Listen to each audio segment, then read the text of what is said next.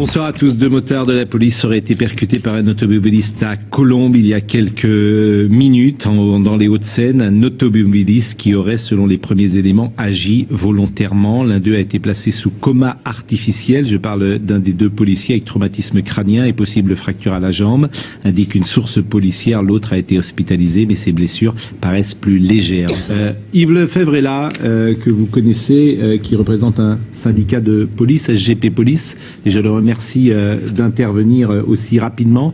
Yves Lefebvre, est-ce que vous venez d'entendre Sandra Buisson, est-ce que vous avez des éléments tout d'abord à nous apporter que nous ne sachions pas?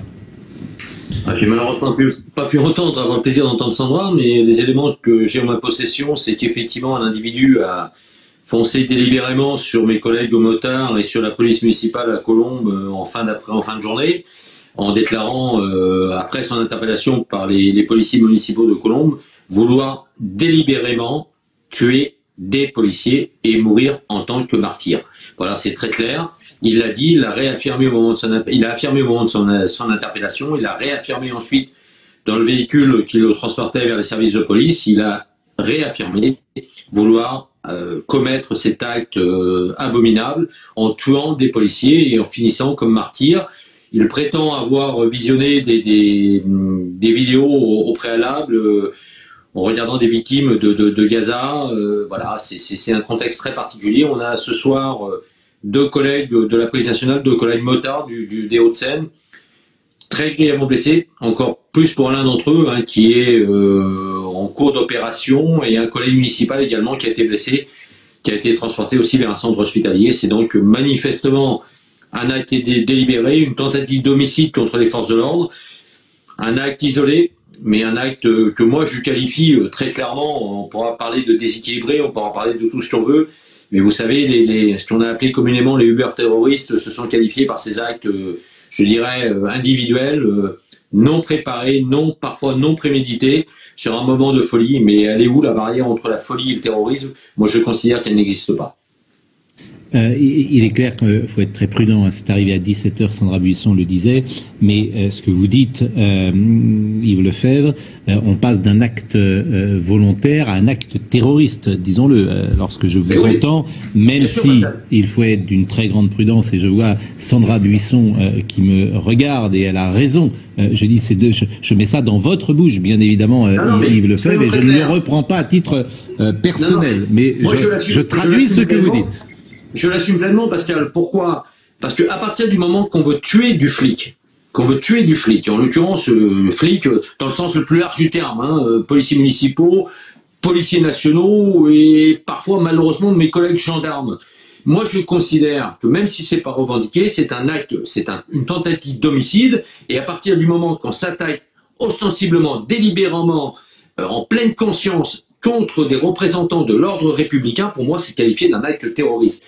Ensuite, je laisse bien évidemment les magistrats du parquet antiterroriste le qualifier comme bon leur semble, mais on n'a pas besoin de revendication. À partir du moment quand on considérera que tout ce qui porte atteinte délibérément aux forces de l'ordre pour les tuer, c'est pour moi qualifié d'une forme de terrorisme. Et c'est pour ça que j'assume pleinement mes propos, et je les répète en toute, je dirais, en toute objectivité et en parfaite connaissance de ce qui se passe malheureusement au quotidien, ce que subissent mes collègues au quotidien. Ce qui est certain, c'est qu'on peut avoir une pensée pour tous les policiers qui sont sur le terrain, qui effectuent un métier de plus en plus difficile, qui sont très souvent agressés et pris à partie. Et effectivement, c'est extrêmement compliqué, d'autant que ça intervient, je le disais à Sandra Buisson, dans un contexte particulier où, et on en parlera tout à l'heure, puisque des policiers sont visés par une enquête de l'IGPN également, où manifestement des propos racistes, cette fois venus du camp des policiers, lorsqu'ils sont intervenus auprès d'un suspect, font penser qu'ils n'ont pas agi selon les règles de l'art. Mais d'une manière générale, Yves Lefebvre, le contexte est particulier et il y a eu beaucoup d'interpellations musclées. Il y a un climat aujourd'hui, une défiance parfois des forces de l'ordre sur le terrain. Bien sûr, il y a une défiance. Bien sûr, il faut remettre tout dans un contexte bien particulier. Aujourd'hui, on le voit, hein, la fin de semaine dernière, début de semaine, fin de semaine ont été émaillés par des violences urbaines en progression. Bon, relativisant tout, on n'est pas dans le contexte, et fort heureusement, on n'est pas dans le contexte de 2005. Il y a effectivement une défiance vis-à-vis des forces de l'ordre. ce qui s'est passé sur l'île Saint-Denis, nous on a communiqué là-dessus, hein, ne jugeons pas, je dirais, la collectivité de la police nationale par rapport à des faits isolés. Mes collègues, en l'occurrence, se sont aujourd'hui ont reconnu les propos tenus, mais ne perdons pas de vue une chose quand même. Il faut aussi la contextualiser. Ces propos sont inacceptables. Voilà, dans n'importe quel contexte, ils n'ont pas lieu d'être.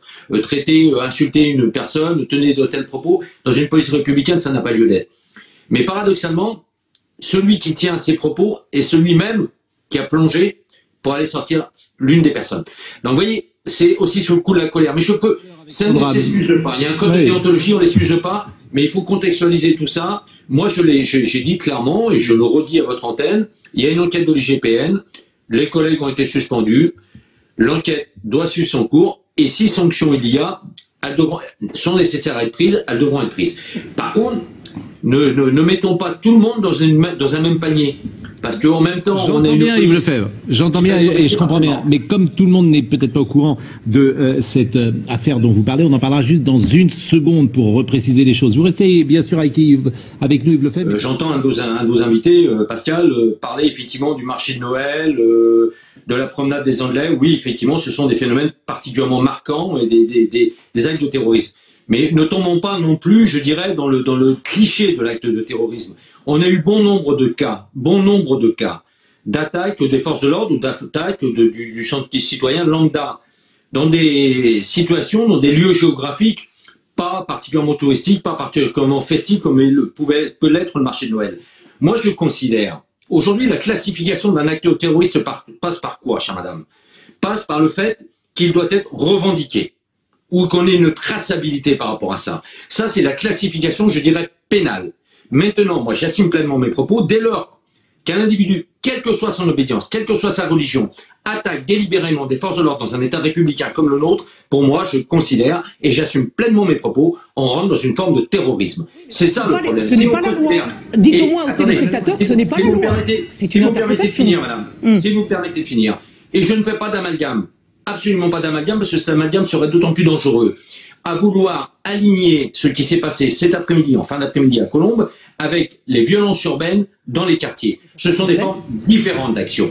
Mais là, on est là sur ostensiblement quelqu'un qui fonce sur les forces de l'ordre, qui l'assume, qui dit « j'ai voulu tuer du flic et je veux mourir en martyr ». Alors, c'est ce qu'on appelle communément, ce que les journalistes appellent communément, et je me permets de l'appeler de la même façon, ce qu'on appelle le Uber-terrorisme, celui qui a midi n'avait pas du tout l'intention de passer à l'acte et qui à 15h ou à 17h, là en l'occurrence aujourd'hui, passe à l'acte. C'est ça la différence. Les mots que dont vous donnez l'information, j'ai voulu mourir en martyr, ce sont des mots c'est des informations que vous nous donnez, parce que Sandra Buisson, évidemment, n'a pas donné ces informations.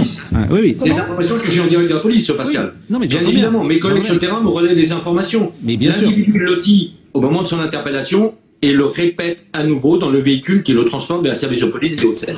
Un avis, si vous voulez, c'est assez inhabituel. Oui, je rejoins madame l'avocate, c'est assez inhabituel, mais on est dans un contexte de confinement et de service dégradé de la justice aussi, hein, perdons pas ça de vue. Hein.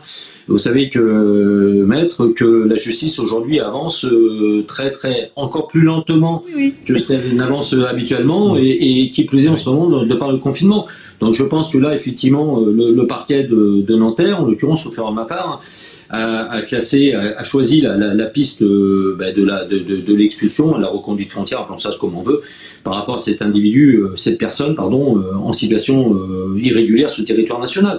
Voilà, c'est tout. Après, sur cette affaire, les comparutions immédiates fonctionnent quand même. Donc c'est vrai que c'est un peu curieux ce choix, mais bon, non, c'est pas c'est un peu curieux, comme certaines libérations dans les maisons d'arrêt aussi, qui sont assez curieuses. Ça, c'est pas curieux, ça c'est légal. Quand c'est fait légalement, c'est pas curieux. Ça dépend. Ce qui peut être sur certaines personnes, c'est un peu curieux quand même pour le moins. Certains cas, je vous rejoins pleinement, c'est légitime. D'autres cas, sont un peu plus curieux quand même. Il y a des décisions politiques qui sont légales qui peuvent étonner. Ce que je trouve curieux, c'est que... Non, mais Pascal, ce qui est curieux, c'est que quand vous interpellez quelqu'un en flagrance, on classe sans suite. Ça, je l'ai rarement vu, je dois dire. Bon, merci Yves Lefebvre. En tout cas, on aura une pensée ce soir pour vos deux collègues, pour leur famille, bien évidemment, puisqu'il y a une famille particulière qui est dans une inquiétude XXL, disons-le, ce soir, puisque je rappelle que l'un de ces deux hommes a été placé sous coma artificiel avec traumatisme crânien et possible fracture à la jambe. Et d'une manière générale, effectivement, on peut avoir une pensée pour tous les policiers qui font un travail particulièrement difficile en ce moment et qui sont sur le terrain dans des conditions qui effectivement ne sont pas toujours faciles.